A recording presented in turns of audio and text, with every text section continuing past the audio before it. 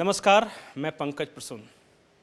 आज आपके लिए राष्ट्रीय स्तर पे झारखंड की और बिहार की 3 बड़ी महत्वपूर्ण खबरें लाया हूँ।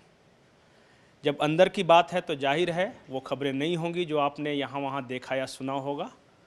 खबरों के अंदर की खबर होंगी। आपको पता होगा कि पीयूष गोयल के ओएसडी को आज अचानक हटा दिया गया। अचानक इसलिए क्योंकि वो अपने दफ्तर आए थे, अनुज गुप्ता उनका नाम है। वो दफ्तर आए थे, वहाँ से उन्हें कहा गया कि आप घर वापस जा सकते हैं। और इतना ही नहीं, कुछ और मंत्रियों के ओएसडी को हटाने की योजना है और अनुज गुप्ता को हटाने का आदेश सीधे साहिब के ऑफिस से आया था। ये साहिब कौन है हमें नहीं पता, लेकिन आज एक और बड़ी घटना हुई है कि सीबीआई ने रेलवे के ही एक इंजीनियर के यहाँ छापेमारी कर करीब 1.5 करोड़ रुपए कैश बरामद किए हैं। दूसरी बड़ी खबर यह है कि सिर्फ अनुज गुप्ता ही नहीं, कुछ और मंत्रियों के ओएसडी हैं जिन्हें हटाने की पहल की जा रही है। उनके खिलाफ कुछ शिकायतें मिली है।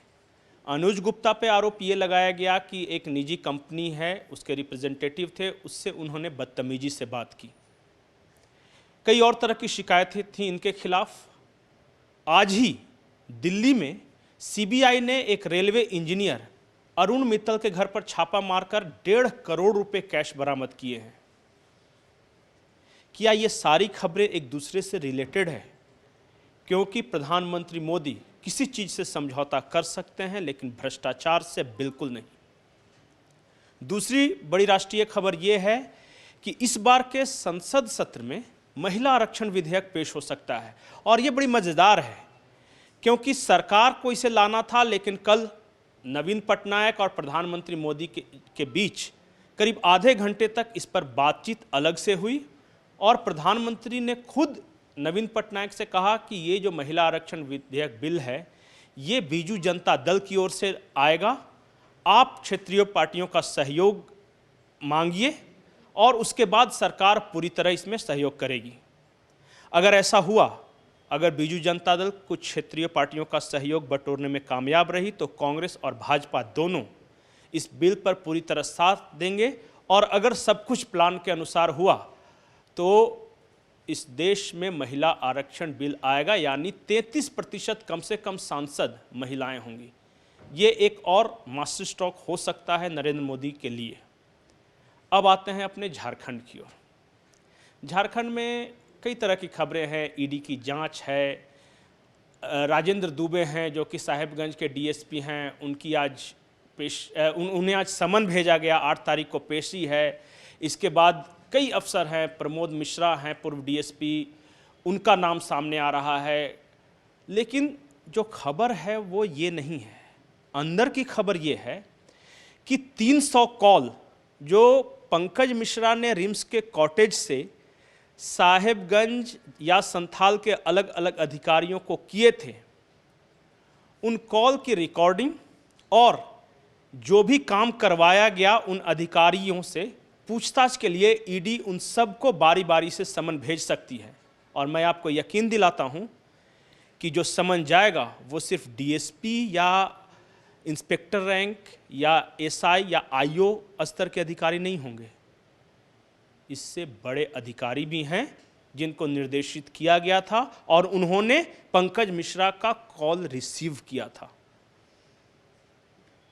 इसके अलावा एक और बड़ी खबर, झारखंड में जिन लोगों को पुलिस बॉडीगार्ड मुहैया कराए जा रहे हैं उसका एक रिव्यू होना चाहिए। रिव्यू इसलिए कि खुद पुलिस डिपार्टमेंट के आंकड़े कहते हैं कि अधिकतर वैसे लोगों को बॉडीगार्ड मुहैया हो रहे हैं जिनकी खुद की गतिविधि संदिग्ध है। उनमें से कई जमीन दलाल हैं, कई लाइजनर हैं। तो हो सकता है कि पुलिस मुख्यालय जो बॉडीगार्ड मुहैया कराए गए हैं उनका रिव्यू करे कि जिसका खुद का आपराधिक चरित्र हो, क्या वो सरकारी बॉडीगार्ड उसे लेना चाहिए या उसे मुहैया कराया जाना चाहिए। इस पर एक चर्चा हो सकती है। अब आते हैं बिहार की ओर। ये खबर बिहार की है या नहीं है, इसका फैसला आप खुद करें, क्योंकि जेएनयू में कुछ दिन पहले आपने देखा होगा कि वहाँ की दीवारों पे कुछ नारे लिखे गए थे कि ब्राह्मण बनिया भारत छोड़ो आदि। आज उसी जेएनयू की दीवारों पर एक अलग तरह के पोस्टर लगे और पोस्टर रणवीर सेना के थे। उसमें उन पोस्टरों में ब्रह्मेश्वर मुखिया, जो कि रणवीर सेना के प्रमुख थे, उनकी तस्वीर है और साथ ही ये लिखा गया है कि जहाँ जहाँ वामपंथ का अत्याचार बढ़ेगा, रणवीर सेना वहाँ वहाँ मौजूद रहेगी। उसमें लिखा हुआ ये है कि हम तुम्हारे साइकोलॉजिकल वारफेयर को भी जानते हैं, तुम्हारे हथियारों के युद्ध को भी जानते हैं और हम जेएनयू में ही तुम्हें निपटा देंगे, ये हमारा वादा है। इस तरह के कई पोस्टर आज जेएनयू की दीवारों पर आए हैं। तो देखना यह होगा कि क्या देश की राजनीति में ये कोई प्रयोग हो रहा है, क्योंकि जेएनयू के दीवारों पर जो नारे लिखे जा रहे हैं वो अनायास नहीं है। इसके पीछे कई तरह के लोग काम कर रहे हैं और आने वाले दिनों में आपको जरूर पता चलेगा, क्योंकि 2024 से पहले इस देश में एक और प्रयोग, किसान आंदोलन, शाहीन बाग इत्यादि की तरह एक और प्रयोग करने की कोशिश की जा रही है। और आपको पता होगा कि कुछ बेहद नामचीन वामपंथी नेता इन दिनों यूरोप के दौरे पर हैं, वो अमेरिका में है, उसमें कई बड़े पत्रकार भी हैं। और जब ये मामला आपके सामने आएगा तो हमारा वादा है कि समाचार प्लस आपको जरूर दिखाएगा। लेकिन इशारे के लिए मैं कहता हूं कि जेएनयू के प्रयोग को उत्तर भारत के कुछ राज्यों में दोहराने की योजना है।